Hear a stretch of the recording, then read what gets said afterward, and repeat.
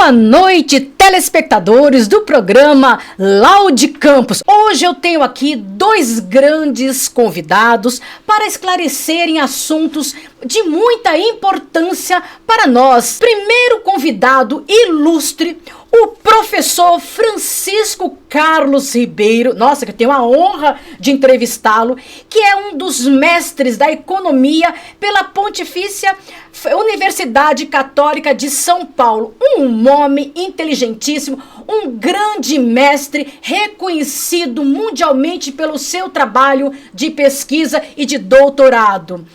Professor Francisco, muito obrigada, gratidão por vir ao meu programa. Eu que agradeço, né? Ser entrevistado por uma grande comunicadora, uma grande liderança, é um prazer enorme para mim. Gratidão. O nosso segundo convidado é o Dr. William Alves, que veio especialmente de Santos para desvendar o tema importante de telemedicina. Fique aí que vocês vão aprender muito com este homem. Dr. William, muito obrigado por ter vindo ao meu programa. Muito boa noite. Eu que agradeço a oportunidade de falar de um tema que tem um potencial muito grande de transformar vidas, de trazer uma qualidade e de trazer também e levar, vamos falar assim, o atendimento para o paciente onde quer que ele esteja. Maravilha. A primeira pergunta para o Dr. William. Como o senhor define a telemedicina e qual é a importância dela no contexto social da saúde? A telemedicina ela pode ser encarada como um conjunto de ferramentas que possibilita o atendimento do paciente num local distante de onde esteja o médico. Que pode ser desde uma teleconsulta, que quando se fala em telemedicina, a primeira coisa que vem é fazer uma consulta, mas também tem aferição de sinais básicos, tem também realização de exames de imagem, exames de análises clínicas. Pela telemedicina? Pela telemedicina. E até cirurgias. Cirurgias? Cirurgias. E como isso mais ou menos funcionaria? Tá. A grande ferramenta para que isso aconteça é a internet. Hoje, nós temos internet 5G, que já permite ter uma qualidade de transmissão de dados sem uma palavra feia que se chama latência, que é, na verdade, um delay. Entre aconteceu e eu ver do outro lado. Tá? Com a internet 5G, essa latência diminuiu bastante. E aí é possível que um cirurgião especialista em determinada modalidade possa operar através da internet, comandar um robô que esteja à distância fazendo a cirurgia no paciente. Uau! Isso é muito comum na China, né, que tem uma infraestrutura absurda. Mas já tem casos na Europa e nos Estados Unidos, e já tem um caso aqui no Brasil que foi feito, o especialista estava na Itália e operou um paciente no Brasil através de um robô comandado pela internet. Na sua opinião, quais são os benefícios da telemedicina, objetivamente, para o paciente e para o profissional de medicina? Tá. Para o paciente, a possibilidade de ser atendido por um especialista que às vezes ele não tem na região em que ele mora. Então, e em casa, né? Exato, é o segundo ponto. Ele pode estar em qualquer lugar. Ele pode estar em casa, ele pode estar numa viagem de férias, ele pode estar no trabalho. Verdade. Desde que ele teve qualquer complicação, ele pode utilizar as ferramentas e fazer o uso.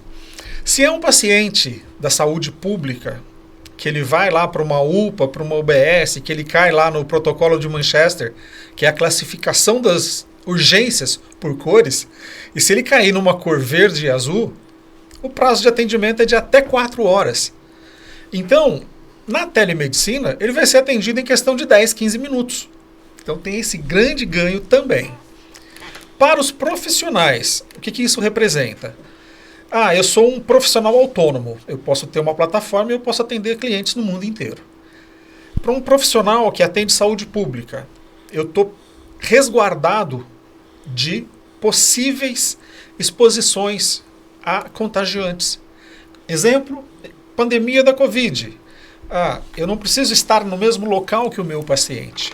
Eu posso estar à distância e posso fazer o atendimento à distância. Então, isso representa uma mudança de paradigma, ou seja, na forma de pensar e de viver a medicina.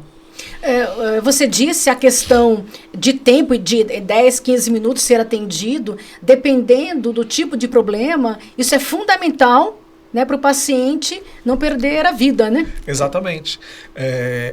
Isso não sou eu que estou falando, existem estudos, né, e estatísticas a respeito desse assunto, que 90% dos casos de atendimentos em UBSs, em UPAs, são desses pacientes que eu classifiquei de verde e azul, que são aqueles que vai por uma dor de cabeça, uma dor no estômago, uma dor de barriga, mas que está lá junto com o cara do lado, que o cara está com Covid, que o cara está com uma outra coisa que pode ser contagiosa, um vírus de gripe e coisas do tipo, e ele está se expondo desnecessariamente por um longo período de tempo, né? Então, só esse fato já representa assim, um grande ganho, né, no uso da telemedicina. E a questão do tempo, nós classificamos de duas maneiras. Tem uma que a gente chama de pronto atendimento digital, que é um que funciona 24 horas por dia, 7 dias por semana. Então não tem horário, não tem necessidade nenhuma de deslocamento. Preciso esperar amanhecer para poder fazer uma consulta. Não, eu vou entrar... Você vai ter acesso a qualquer momento. Vou passar por uma triagem, normalmente um enfermeiro, uma enfermeira que faz essa triagem, e já me passa para o médico. O médico ele pode pedir exames e resolver já ali o problema, ou ele pode encaminhar para um especialista. E esse encaminhamento para o especialista, aí ele cai numa agenda, que pode demorar 3, 4, 5, 10 dias no máximo, para conseguir uma agenda para passar pela especialidade que ele necessita. E se for urgente, aí não vai precisar essa agenda para o especialista. Exatamente. No caso, se é uma situação urgente, ele pode adotar um paliativo, mas encaminha aí sim para um atendimento presencial. Então existe esse gap. Na sua experiência, quais são os desafios mais comuns enfrentados pelos médicos, né, e pelos pacientes ao utilizarem o serviço de telemedicina? Existe uma resistência para isso? Por incrível que pareça, a resistência é maior entre os médicos, né? Então, a gente brinca, o CRM é antigo, né? Então, é assim, determinados médicos têm dificuldades de usar a tecnologia. Então, você vai no consultório, ele tem a fichinha do prontuário dele lá à mão, que a secretária escreve à mão ou numa maquininha de escrever. Ele não usa nem o computador para fazer esse tipo de coisa. Então, quando você vai e tenta implantar a telemedicina para um profissional com esse perfil, a gente tem bastante trabalho no sentido de mostrar que é possível fazer. Tudo bem, eu concordo com eles quando eles falam assim, mas eu não tenho como sentir o cheiro do paciente nesse caso. Eu falei, sim, a telemedicina não dá para fazer isso. Mas, né, com alguns recursos e de repente com a ajuda de um auxiliar, eu até consigo fazer determinadas coisas, né?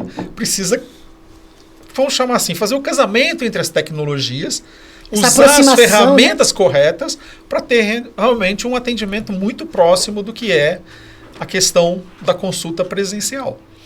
Do lado do paciente, ele não tem muita preocupação, porque ele tem um mal, tem uma dor ali, ele quer resolvê-la de qualquer jeito. Se essa dor vai ser resolvida tete a tete, ou se vai ser por telefone, ou por uma videoconferência, para ele não importa, ele quer resolver o problema. Essa é a questão. Maravilha. Professor, uma dúvida. Quais são os principais obstáculos que a população em situação de vulnerabilidade social enfrenta para acessar os serviços de saúde de qualidade, na sua visão? Na verdade, o cobertor, o SUS, é considerado um dos melhores programas de saúde do mundo enquanto estrutura idealizada. Mas ele sofre sérios problemas de financiamento, de recursos, né, de subfinanciamento.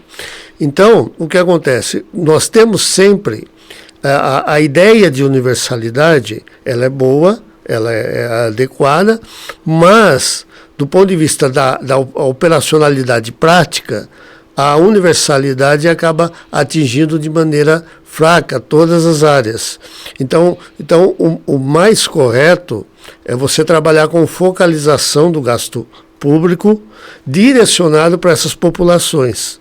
E como nessas populações de vulnerabilidade social, normalmente são bairros mais complicados, os profissionais que optam por ir acabam sendo os que ficam mais distantes do concurso, no caso de saúde, no caso de educação, são os estagiários, são os eventuais, então é preciso inverter a lógica, é preciso criar programas de incentivos para que os melhores profissionais irem às áreas mais vulneráveis e darem um maior atendimento, porque senão o ciclo reproduz. Respondendo objetivamente, a maior dificuldade é que o acesso das populações de vulnerabilidade social acaba sendo com serviços normalmente de menor qualidade, reproduzindo o problema. Uma coisa que eu acho assim curioso, eu tenho um pai que precisa às vezes, né, do Sistema Único de Saúde. Você vai, digamos, num posto de saúde, né? Aí você passa pelo médico, o médico pede os exames. E dependendo dos exames, ele tem prazo de validade, né?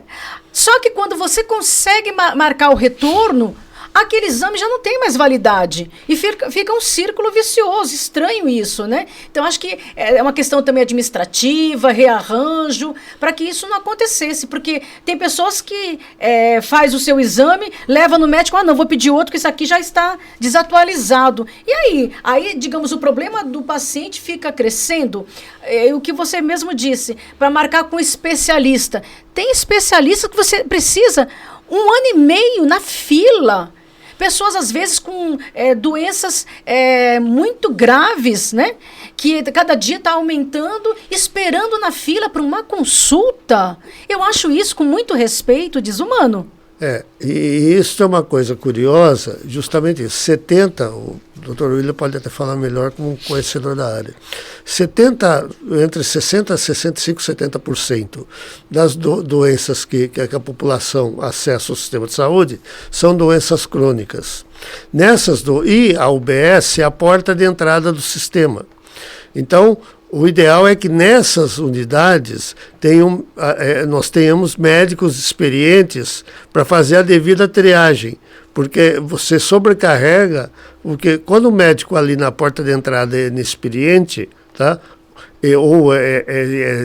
Ou inexperiente, ou ele está em início de carreira e ele não tem os recursos, os instrumentos, o que ele faz? Ele faz um paliativo e manda para o especialista. Isso sobrecarrega a média e alta complexidade. Então é preciso a gente inverter um pouco o sistema. Interessante. A gente tem um médico de qualidade na porta da entrada, tem um prontuário eletrônico, portanto a telemedicina é super importante, prontuário eletrônico, o uso da telemedicina para ganhar agilidade.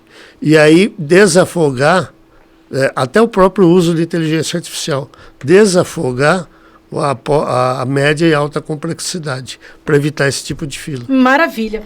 Doutor William, na sua opinião, a telemedicina ela pode ser eficaz quanto ao atendimento presencial em todas as áreas da saúde, ou tem alguma situação que ela não pode ser indicada? Existem algumas situações em que a telemedicina ela é 100% eficaz. Porém, existem alguns casos que é inevitável você passar por uma consulta, por uma avaliação presencial. Normalmente, casos complexos.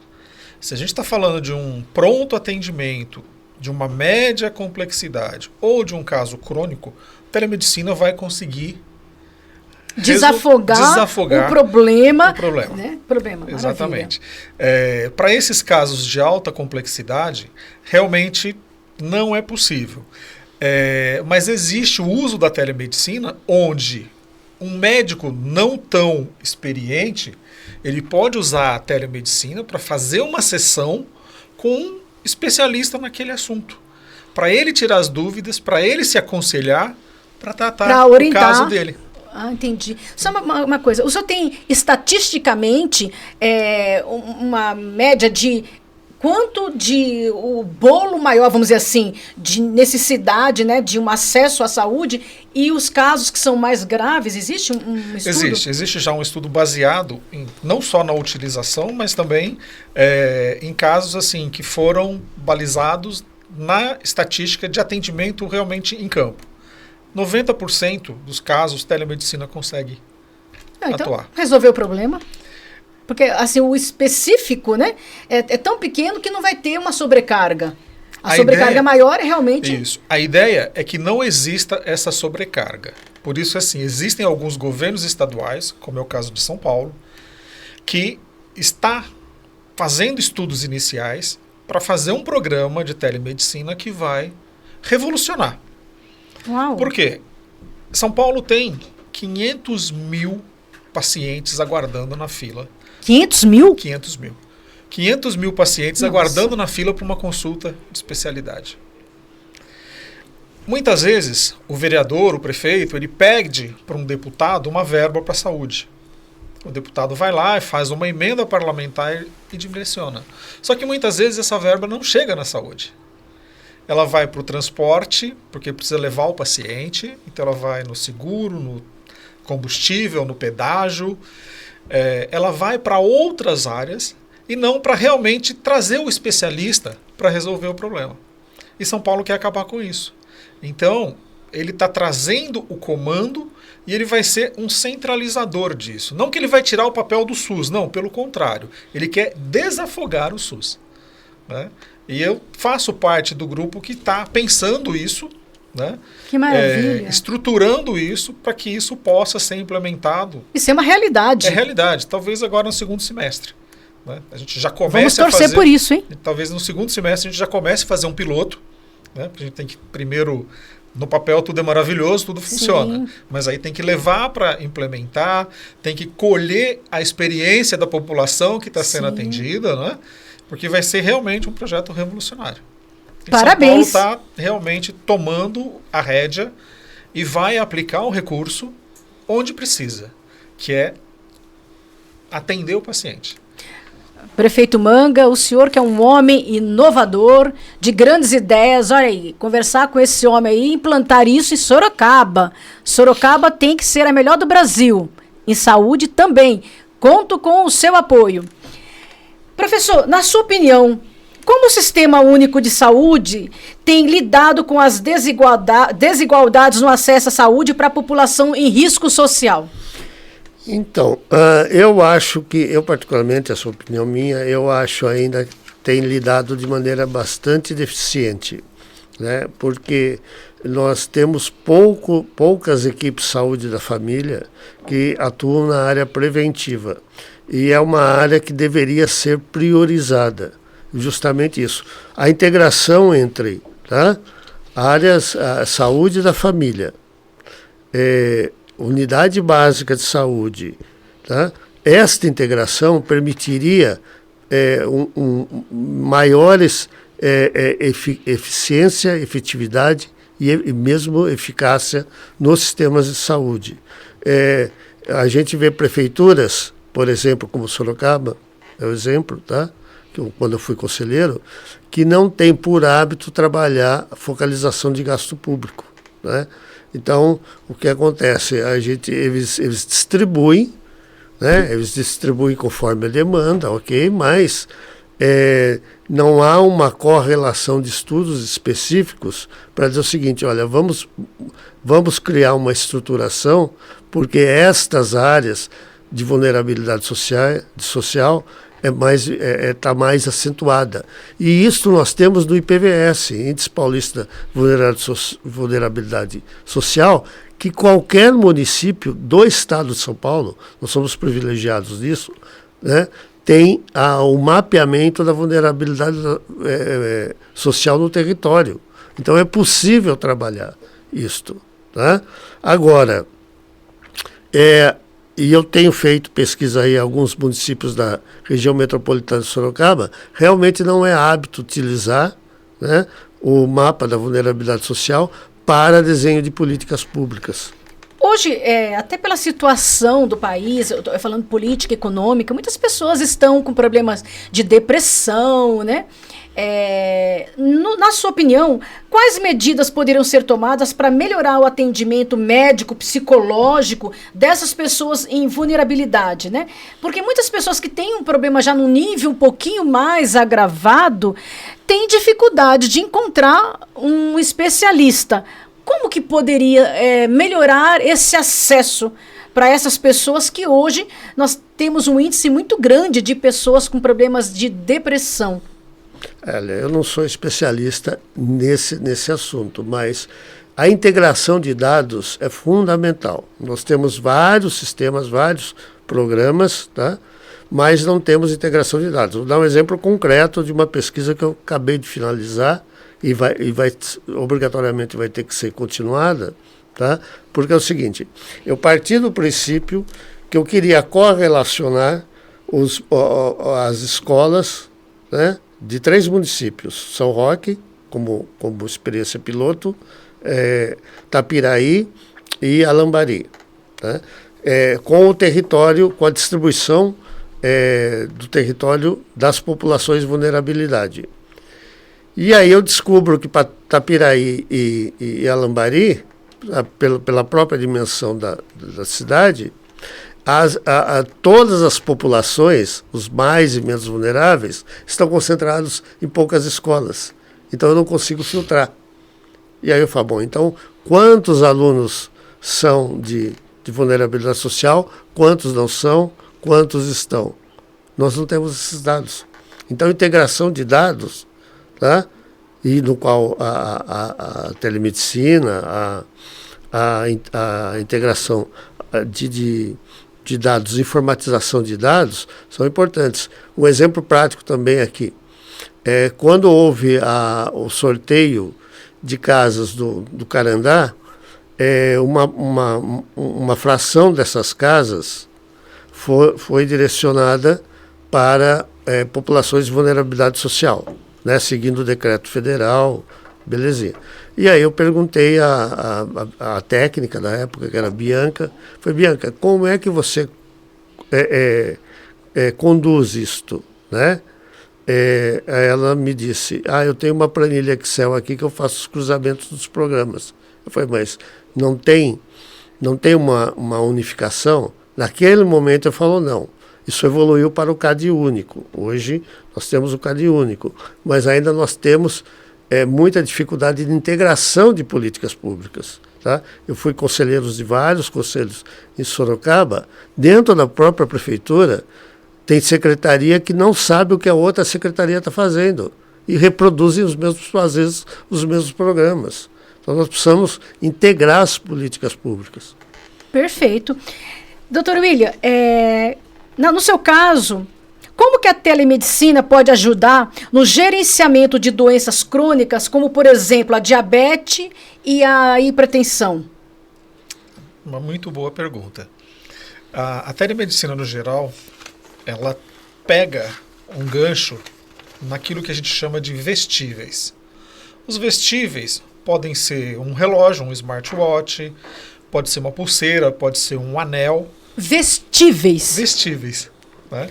Que vem do inglês, né? Wearables, onde são dispositivos eletrônicos que se comunicam através da internet. Então, por exemplo, esse dispositivo, o smartwatch, é uma ferramenta de um poder enorme, porque ele monitora, ele não monitora hoje por uma questão legal a questão da glicemia, mas ele monitora batimento cardíaco, saturação de oxigênio, pressão arterial, né? Fluxo de respiração.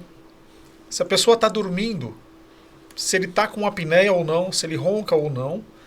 E ainda, se ele está se movimentando, quantos passos ele deu por dia, se ele correu, se ele caminhou, qual foi a média do ritmo que ele fez. Então, quando eu pego um dispositivo desse e linko ele num prontuário eletrônico, como o professor Francisco bem citou, eu consigo obter as métricas da qualidade de vida daquele paciente. quantas horas por dia ele está dormindo, qual que é o nível de estresse que ele está tendo. Nossa! Sim. Tá? Ele só me permite fazer uma intervenção. Claro. E mais além, né? E mais além nessa questão que ele está respondendo pontualmente o que você perguntou. Para o futuro, esses vestíveis vão permitir fazer o desenho genético. E isso jogado num Big Data permitirá, inclusive, fazer não só a saúde pública quanto o plano de saúde, tá, direcionados, personalizados, de acordo com a tendência genética da população. Da pessoa. Da pessoa. Tá? Não, mas aí vai ter um índice, digamos, maior de oh, meu Deus, de especificação populacional. Essa cidade tem mais gente com diabetes, essa cidade tem mais gente com hipertensão. Não, vai ser mais além. Vai mais ser possível individualmente. Individualmente? Individualmente. Porque hoje, se você entra numa loja, depois você abre uma rede social, o algoritmo lá pode perceber que aparece uma propaganda. Sim. Relacionada àquela loja, busca, né? Aquele produto daquela loja que você entrou. Por quê? Porque você deixou o localizador ligado, o algoritmo relacionou o geoprocessamento, né? O dado geoprocessado, que ali tem uma loja XYZ, já automaticamente correlacionou com o tipo de o produto perfil. Tem perfil e já fez propaganda. Então, com inteligência artificial, algoritmos e Big Data, vai ser possível, né, fazer leitura de código genético, tá? Individualmente e precificar individualmente as ofertas de saúde também. Exatamente. Nossa. Então, por exemplo, voltando até a questão da glicemia.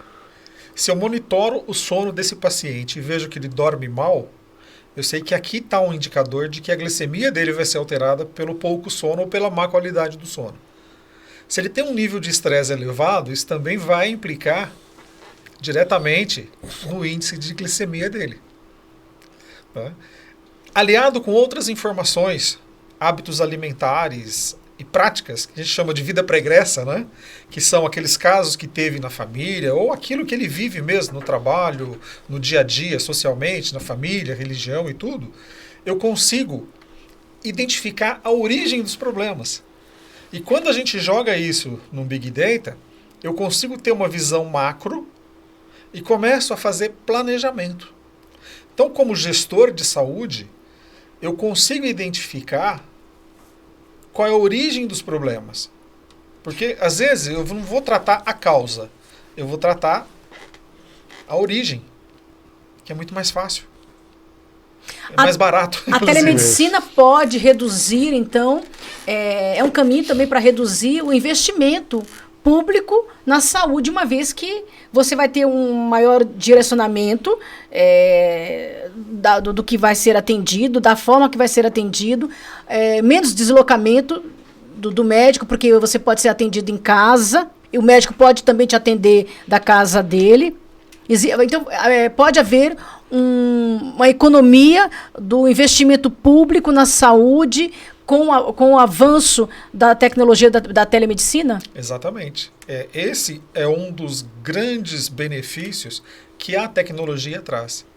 Quando a gente liga um prontuário eletrônico compartilhado, porque não adianta eu ter isso centralizado, eu preciso distribuir, né? Hoje nós falamos com o SUS, né? Então tem vários programas no SUS que a gente manda informações para o SUS sobre o que nós estamos fazendo. E o SUS sabe para quem nós estamos fazendo.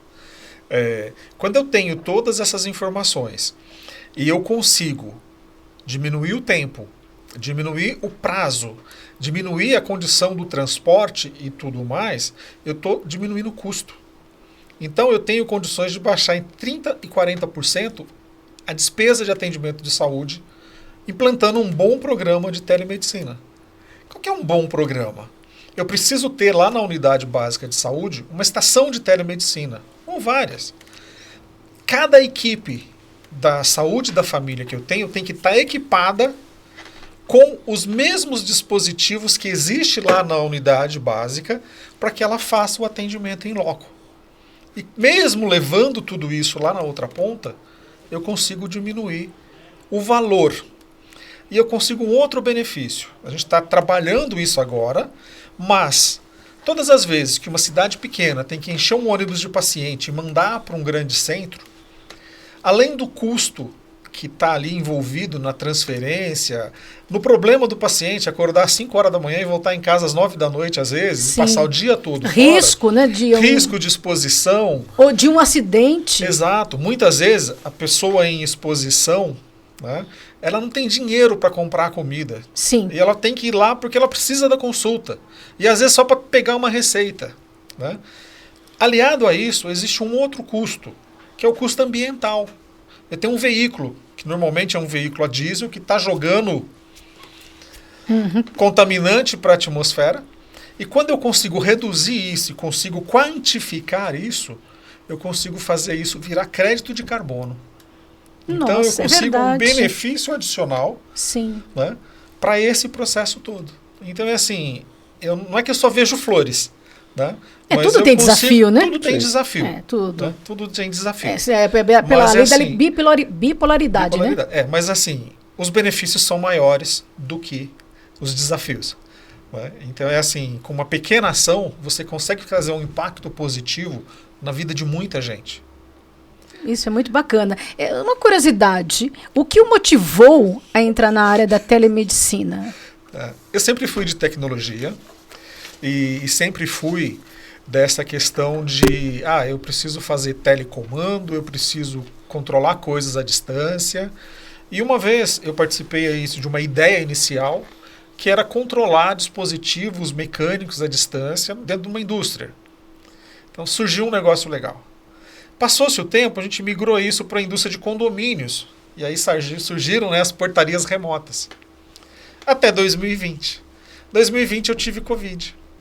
E eu caí lá na bacia de ir para a UTI, de ver pessoas ali falecendo do meu lado, na minha frente, a dificuldade que existia naquilo tudo, a falta de informação dos profissionais que estavam atendendo, né, o despreparo de muitos. E naquele momento eu queria fazer alguma coisa que pudesse mudar esse quadro. Eu não sabia o quê. Passado 6 meses depois, a minha mãe, que já tinha 84 anos, veio morar comigo. Com dificuldades de locomoção, com todos os problemas que a idade, né, traz. E aí eu precisava, numa semana era o oftalmo, no outro era o geriatra, no outro era o clínico geral, no outro dia... Tinha médico toda semana. E era um transtorno, pegar alguém que tem dificuldade de locomoção, botar num carro, levar. Santos é uma cidade que tem um problema de trânsito terrível, não se consegue lugar para estacionar, então sempre era um problema tirar alguém idoso com pouca mobilidade. Então eu comecei a testar. Eu pegava a minha mãe, colocava na frente de um celular, botava um fone de ouvido na orelha dela e outro no meu. E a gente fazia a chamada. Porque às vezes ela não entendia o que o médico estava falando, né? E aí eu ia traduzindo para ela, explicando, ela ia falando, ia participando disso tudo. E ela gostou da experiência? Ela gostou. E ela falou assim, tá aí, você está fazendo isso para mim, por que você não faz para mais pessoas? Inteligente a sua mãe, viu? Ela foi assim, uma pessoa que... sensacional. Parabéns. E daí surgiu. Né? Falei, tá, eu vou me especializar nisso. Aí eu comecei a pesquisar o que tinha disponível no mercado. E nunca tinha uma solução completa. Sempre tinha uma coisa que tinha uma falha. Quando tinha um prontuário eletrônico, não tinha a videoconferência.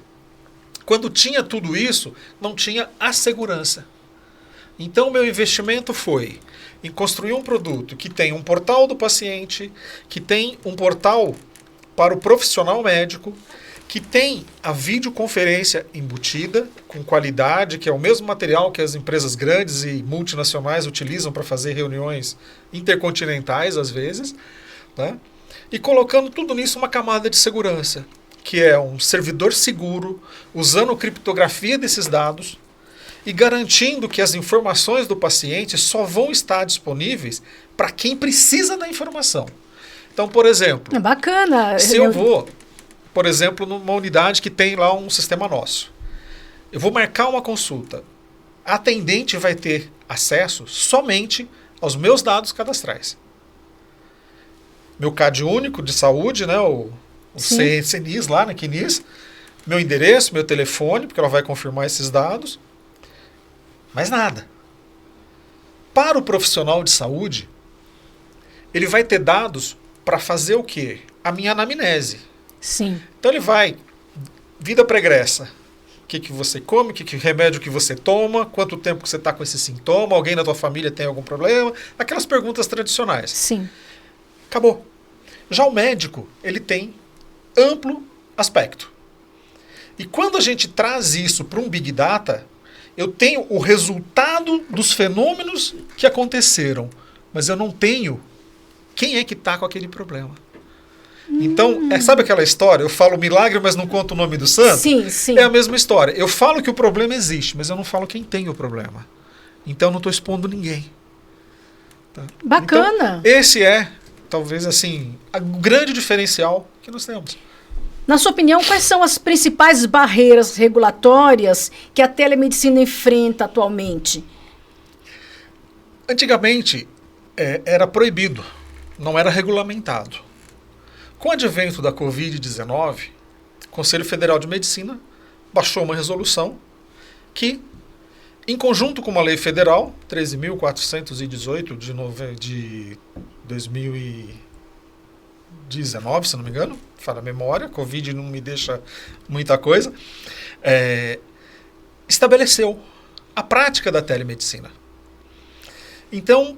Só um parênteses, atrás de uma coisa má, sempre vem algo positivo, né? Que daí surgiu Sim. a necessidade de implantar Exatamente. esse sistema, né? Exatamente. E aí quando se percebeu que era um sistema que funcionava, que era ágil, que tinha redução de custo, então, opa, vamos continuar. Então, aí surgiu essa lei que estabeleceu que sim, que pode, que obriga os planos de saúde a oferecerem telemedicina para os seus clientes. A lei obriga os planos de saúde a oferecerem a telemedicina? Obriga.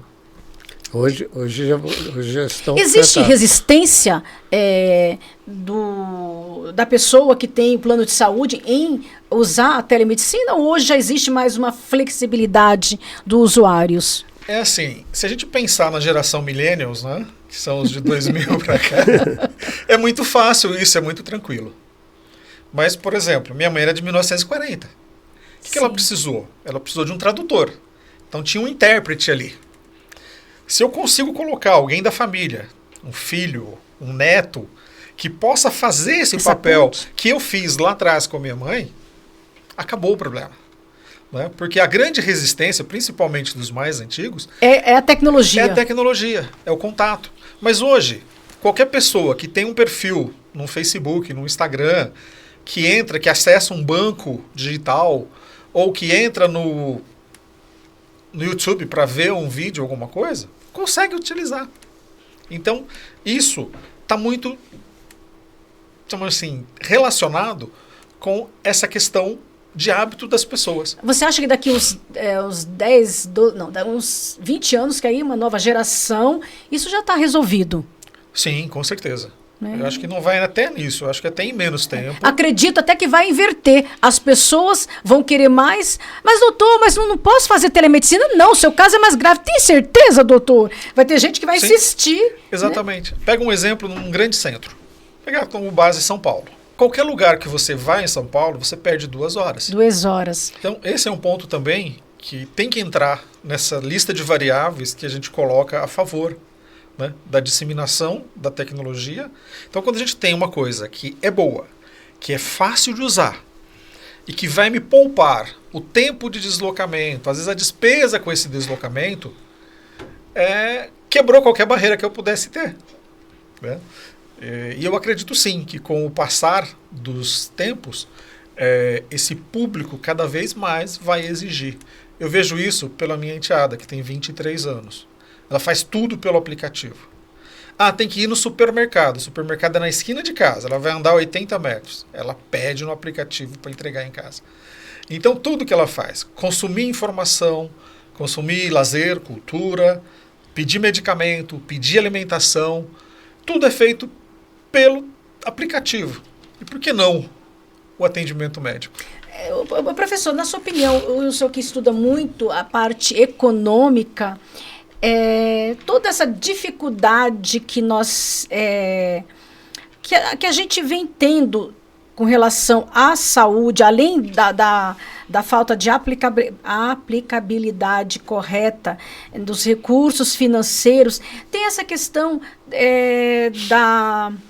vamos dizer assim, da situação econômica do país influenciar nas escolhas das pessoas em relação ao seu acesso à saúde. Eu não sei se eu consegui, eu acho que eu me bananei na pergunta. Vamos traduzir. Mas acho que você entendeu, né? Vamos lá. O senhor mais inteligente, então me salvou. Tá, vamos lá. A questão, o problema é o seguinte. Uma coisa que eu costumo fazer, né, é que na imprensa costumam dizer assim, o brasileiro poupa mal. Uma das coisas que eu costumo fazer no início de todas as aulas de economia é pegar uma ferramentinha que foi desenvolvida pelos professores da GV, mas também está disponível num jornal, né, que chama-se a calculadora da distribuição. Calculadora da distribuição. E aí, quando nós jogamos assim, R$3.000, né, eu passo para os alunos, joguem R$3.000 aí, tá? Aí eles percebem que 69% quem ganha R$3.000, para os dados até março de 2024, representam 69% dos paulistas. Ou seja, ganha, melhor, explicando melhor, quem ganha R$3.000 ganha mais do que 69% dos paulistas. Nossa! É espantoso. Né? Quando você sobe isso para o Maranhão, representa aí cerca de 89%. Né? Nós temos uma das piores distribuições de renda do mundo. Você tem noção do que é isso? Você tinha esses dados?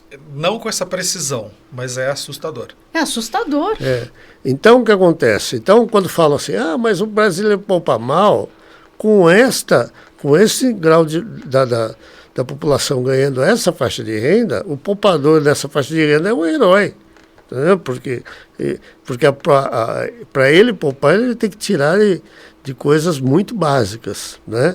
Então, nós temos uma distribuição muito ruim no país. É a mesma coisa quando a gente vai discutir, né, essa questão ambiental.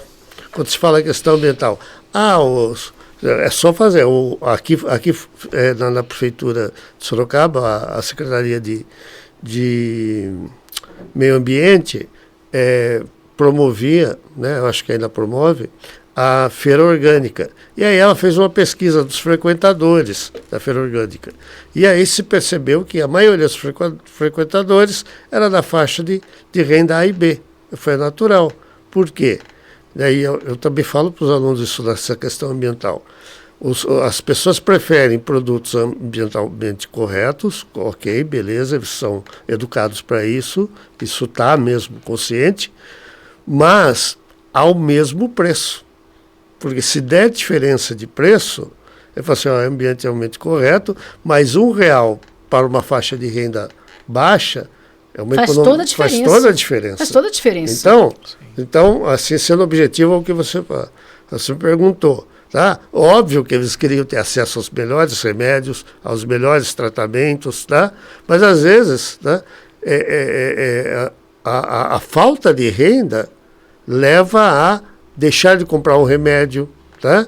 Adiar um tratamento, etc. Então, por isso que é preciso olhar muito bem a saúde, melhorar a eficácia dos recursos. Uma coisa que o senhor falou é tão triste.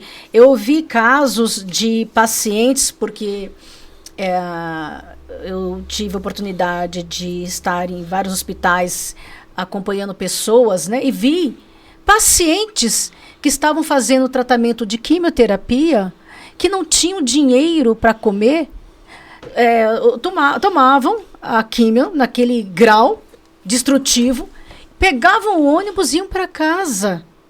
Então, assim, deveria haver um sistema de apoio público que tivesse um carro que levasse, que desse um lanche para essas pessoas, porque, gente, é desumano o cara fazer um tratamento de quimioterapia e ter que pegar ônibus para voltar para casa. Então, essa questão que o senhor colocou, realmente é difícil, é alarmante ouvir isso, não tinha essa noção e é triste. Né? Quais os mitos que você gostaria de desvendar da telemedicina? Acho que o principal é que a telemedicina é vista como uma medicina de pior qualidade a um preço mais baixo. Então, esse realmente acho que é o principal ponto que tem que ser tratado. Por quê? Uma consulta de telemedicina, uma especialidade, o profissional cobra a mesma coisa que ele cobra numa consulta presencial. É a hora dele que está ali, é todo o conhecimento dele que está sendo aplicado e a única coisa que está sendo disponibilizado de uma maneira mais barata. Então, por exemplo, não passa pela secretária, então não computa aí a despesa que ele tem com o consultório dele, porque ele pode estar em casa e coisas desse tipo. E o paciente não precisa se deslocar, pegar trânsito, pagar estacionamento. Isso. Então, esse mito ele precisa ser quebrado. Nós não estamos falando de uma medicina de qualidade inferior. Nós estamos falando de medicina da mesma qualidade. A gente comentou um pouco antes sobre a questão do custo do preço de saúde para as faixas etárias mais altas. Minha mãe era paciente de SUS. E eu acompanhava minha mãe muitas vezes nessas consultas e nos últimos anos dela, eu era o tutor dela.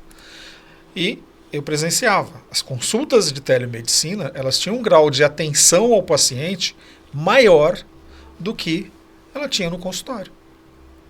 Então, o pessoal se derretia, porque ela era baixinha, cabelinho branquinho, toda comunicativa. Então, a vozinha chegava, todo mundo sorria, né, e tal, Sim. E vem aqui e tal, e pela idade. Mas o atendimento propriamente dito, eu posso enumerar para você que 90% dos casos das consultas eram muito mais detalhadas a ponto do médico, depois que fez tudo o que pedia o protocolo, ele queria investigar mais. O problema já tinha sido detectado, a medicação já tinha sido prescrita, mas ele queria avançar um pouquinho mais. Então a gente percebe que é muito comum, igual a gente tem hoje numa rede social. Muitas vezes as pessoas elas se expressam mais na rede social do que pessoalmente. Sim. Nesse atendimento também. Então, ele cria eu vou chamar assim, uma camada de exposição que a pessoa se sente mais à vontade para poder fazer o seu papel. Tanto lá como cá, porque o próprio paciente está na sua casa, no seu habitat natural, vamos dizer assim, está mais relaxado, né? Isso. Não existe a possibilidade de esse parâmetro de valores da consulta, embora ele esteja desempenhando a sua mesma função, o seu mesmo trabalho, ser um pouquinho menor para cativar, motivar as pessoas a buscarem a telemedicina? Sim, com certeza. Hoje, por exemplo, na minha empresa eu tenho 200 profissionais de saúde de diversas especialidades disponíveis. Eles não trabalham preço SUS, porque a tabela SUS é muito baixa. Eu trabalho com eles o quê? O preço de consulta de um convênio. Só que com uma grande diferença. O convênio repassa para eles com 90 dias da consulta ou até 120 dias, dependendo da consulta. E eu repasso com 30 dias. Então eu consigo jogar um valor mais baixo para uma consulta individual. Porém, eu tenho planos, que são planos individuais ou planos familiares, que é até um titular com 4 dependentes, onde todo mês ele paga um valor, que é um valor baixo. Tá? Falando do que é um valor baixo para você. É R$19 para uma pessoa individual e R$35 para a família. Para ele ter acesso a esse pronto atendimento digital, mais 12 especialidades médicas, no momento em que ele precisar. Sem ter, você só pode fazer uma consulta. Não, você pode fazer a consulta necessária. Necessária. Precisei passar 2 vezes no médico no mesmo dia, médicos diferentes. Não tem nenhum É problema. porque não existe isso, né? Você vai ficar, não pode ficar doente esse mês, Exato. porque só tem uma consulta, Exatamente. deixa a espera, né? A única coisa que nós limitamos lá é o atendimento psicológico. O psicológico, ele é consulta quinzenal, então é 2 por mês. Né? Esse é o único caso. Para complementar tudo isso, que nós fizemos parcerias com redes de farmácia. Então, quem passa pelo nosso atendimento e chega com uma receita nossa numa farmácia conveniada, ele vai ter ali até 52% de desconto, dependendo do tipo de medicamento que ele vai consumir. Se é um genérico ou um similar, ele vai ter em média 42% de desconto. Então a gente não só ofereceu uma consulta acessível. Quem foi consultar normalmente precisa de uma medicação. Então a gente colocou lá, hoje eu não consigo bancar a medicação, mas eu consigo o desconto para ele. É mais um benefício, né? Exatamente. E esse valor também não tem limite de utilização mensal. Ou seja, todas as vezes que eu vou lá comprar, que eu tenha a receita, é no mínimo 42% de desconto. A receita é enviada via e-mail. A receita ela vem por 2 caminhos. Ela fica numa base central, onde, através de um código, ela é resgatada pela farmácia, mas ela vai também por SMS Para o paciente e para o e-mail do paciente. Então, foi a forma que a gente encontrou de trazer um equilíbrio para isso. Perfeito. Professor, assim, o assunto é diferente, mas ao mesmo tempo está inserido, porque está relacionado à economia. Por favor, fala um pouco sobre o seu livro tão incrível. Tenho o maior orgulho de saber que aqui na cidade de Sorocaba temos um homem com tanta capacidade intelectual como o senhor, reconhecido mundialmente com o seu trabalho. Fala um pouco do seu livro, por favor, aonde as pessoas podem adquiri-lo, como começou esse trabalho. Na verdade, é uma coisa curiosa, né, essa questão, né, do meu trabalho, né? O que me chamou a atenção foi quando eu fui educado intelectualmente pela poeta e pela escritora Maria José Gilio, né? Minha mãe, que era uma pessoa muito simples, descobriu, eu tinha ganho um prêmio de literatura, então descobriu a escritora em São Roque e falou, olha, meu filho escreve, ele falou, traga aqui no próximo sábado, e a partir daí ela começou a me ensinar. E aí ela incentivou a eu fazer graduação em economia e assim por diante. E aí eu já era mestre em economia, e um dia, eu pegava os livros na biblioteca da Universidade de Sorocaba, no qual eu era professor à época, para ela, que ela já estava com 70, 75 anos e tal, para ela ler tal. E aí um dia ela pediu um livro do Malinowski, Argonautas do Pacífico Ocidental, e aí eu levei para ela. Quando chegou o prazo de devolução, ela me devolveu e falou assim, lê esse livro aí, tem algumas coisas de economia que eu achei que parece que é uma economia interessante. E aí realmente eu li esse livro, e esse livro de Malinowski, que falava dos nativos das ilhas Toubriand, a principal comida era o inhame.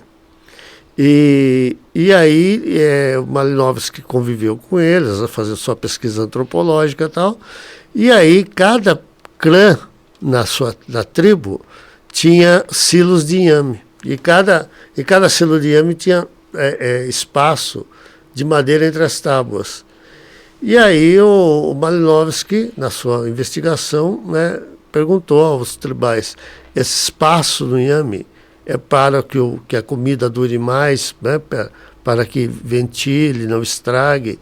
Aí o tribal respondeu, né, a ele, né, pelo menos assim ele o relata, né, falou, não, esse espaço aqui de inhame é para que toda a tribo veja o quanto o seu clã tem de inhame do silo.